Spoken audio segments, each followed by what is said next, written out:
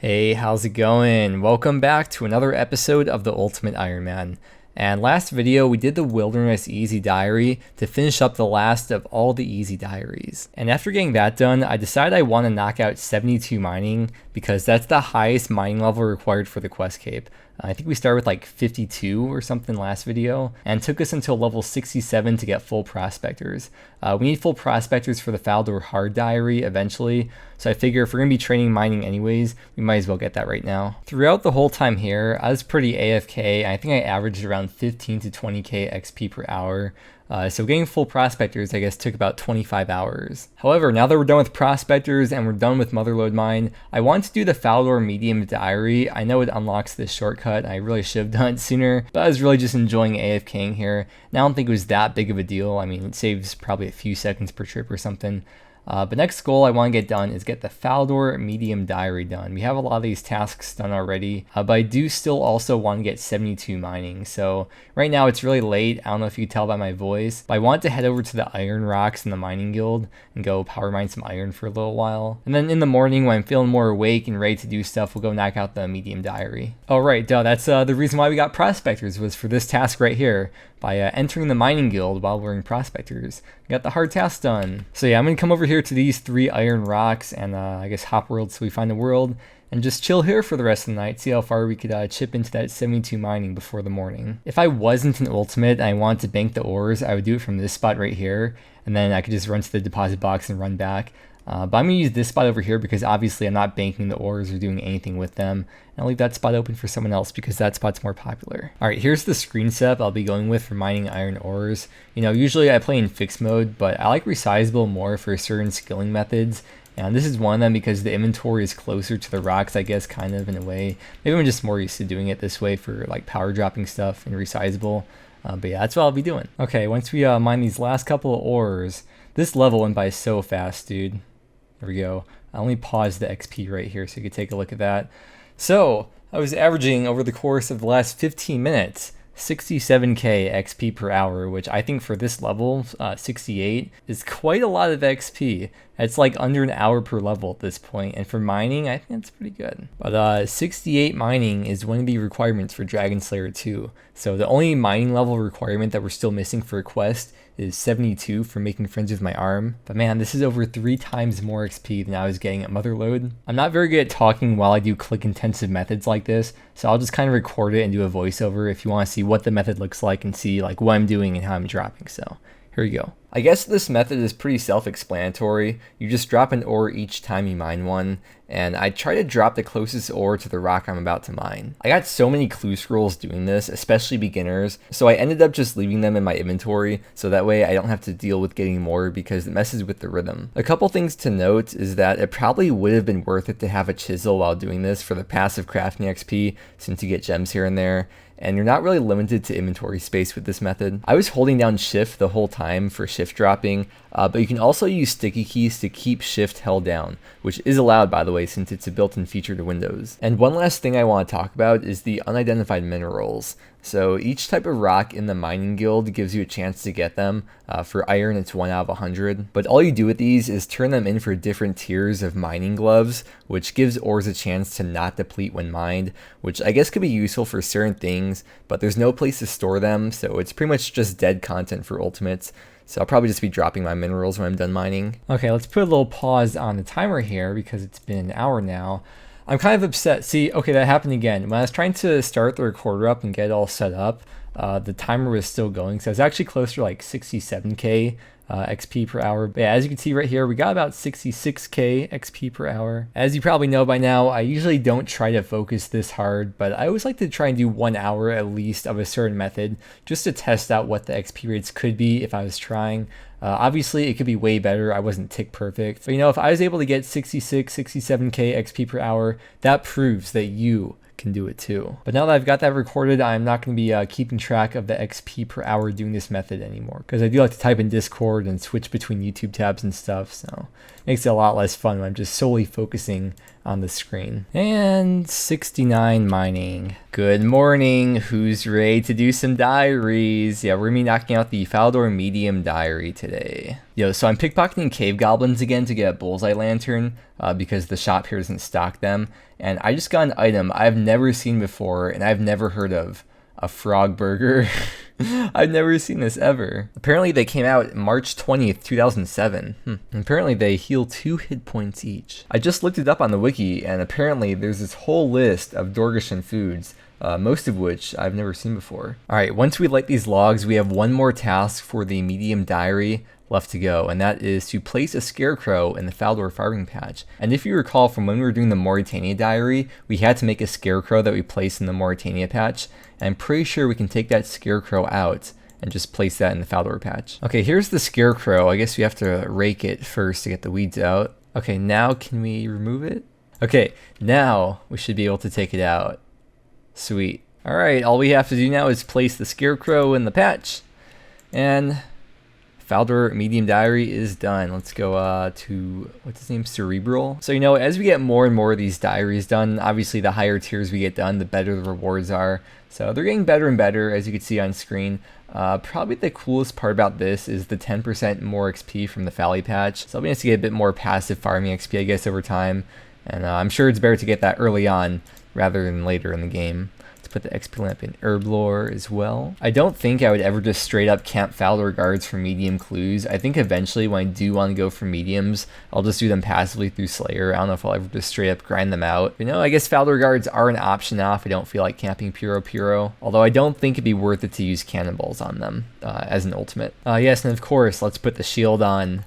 That looks pretty cool. I like that. Alright, well I guess money is going back in the coffer. Gonna drop everything else, and we are back to mining until 72. Wait, no, I need these runes to teleport first. Okay, now we can drop them. Alright, one more rock.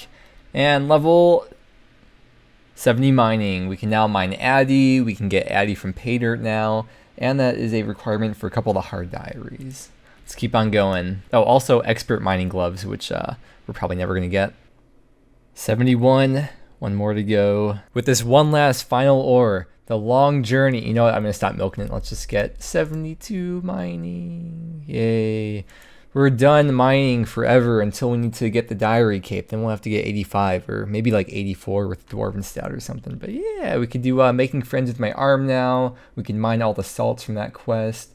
We can buy the upper level from Motherlode Mine if we got 100 golden nuggets. So maybe we'll do that someday when we're grinding for 85. We have 65 unidentified minerals, so maybe thought they were naked for a second. So maybe we'll just buy the gloves just to have them for like 30 seconds, then drop them. So the mining gloves are 60 and superior is 120. So we'll just buy these just to have them and wear them. Probably the only time we'll ever have this on the account, but there we go. You know what? I was looking at the collection log, obviously not on this account right now. I was looking at it on the main account, and the mining gloves are on the collection log, so we have that knocked out of the way. One less thing on the collection log to worry about until we totally filled up, including every single item, Third Age and Gilded and Evil Chicken Outfit. Alright, I'm going to do these clues. We're going to drop this and drop these gloves. And I'll get Chisel for all these gems and drop those. But yeah, let's see if we can at least do the easy clue. Alright, you know it's kind of annoying. To get the expert mining gloves, you have to combine the mining gloves and the superior gloves. So if we ever want the expert gloves, we'll actually have to get these back again, which will be kind of annoying. But I don't think I'll ever go for like all that. But if I ever do, have to keep... Ooh, thank you.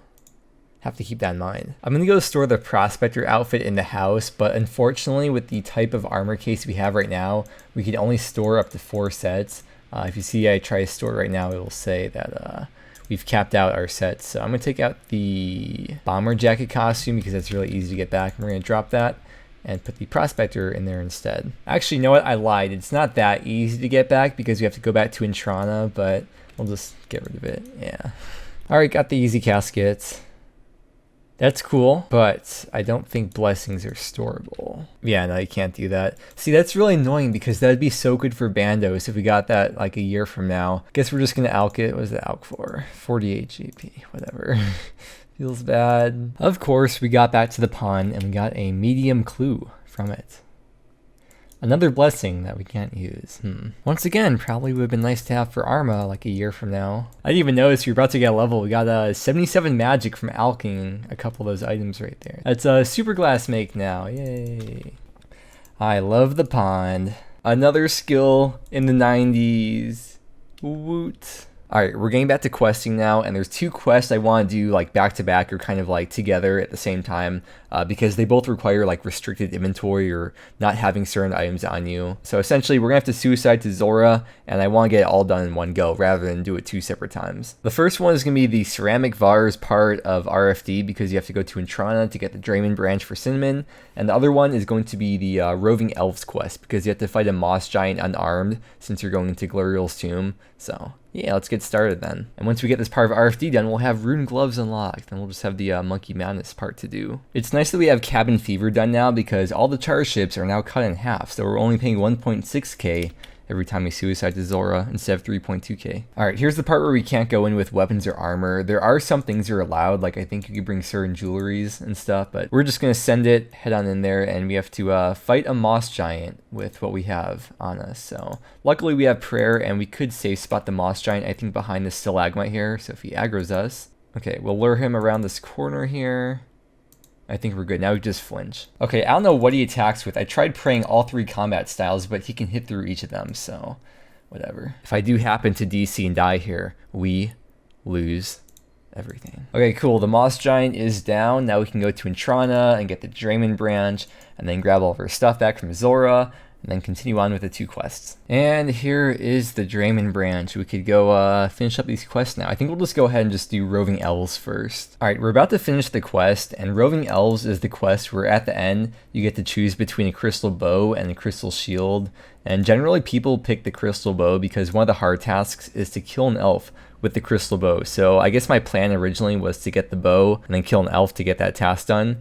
But it requires 70 range, so instead of finishing the quest now, I'm going to wait to finish the quest until we get 70 range, because all we have to do to finish the quest is just talk to them, so it wouldn't make sense to finish it now, and have to drop the bow, and have to get a crystal seed later on from Zora, or super expensive from the bounty hunter store, and then pay 900k just to charge it just for that 1 kill. So we're just going to hold off on finishing the quest for now, but we are on the last step, and we can finish it right away. So now let's go on to the ceramic vars part of RFD. We need a sweet corn for the quest, and I think the only way to get that is through farming. And I didn't do this on purpose, I just happened to have the sweet corn planted, so it all worked out. Alright, well, you know what? Another quest, we have to get the ice gloves back, but we got them now. And I think this should be the last time we'll have to get them. Hopefully. Look how colorful my inventory is. I love it right now. Lesson learned for the future. Magic is not good to use on the chromatic dragon, so maybe I'll just try flinching this one or something. I'm barely hitting it all. I have 100 casts though, so I may as well use them up. Okay, this is clearly not working. I've been here for like 20 or 30 minutes now at least, trying to flinch this dragon. So I think I'll buy a bone crossbow and try it with that. Yeah, I guess we're starting from full health again. Yes, we finally killed it. That took like over 300 bone bolts, but we got it done. I always ask this, but when can we get this as a pet? It's so cute. Okay, let's not destroy this. We'll use it on ceramic vase. And there we go. Rune gloves are now unlocked. Last one we have to do is the Monkey Madness guy, which I do want to get into doing Monkey Madness and then RFD right after very soon. So yeah, very, very soon we'll be doing that. But we are going to be wrapping up for today right here. We've made some solid progress so far. I'm happy with how everything's coming along. Got some pretty big plans coming up for the very near future. So really looking forward to it. But thank you for watching. I hope you have an amazing day, and I will see you again next time.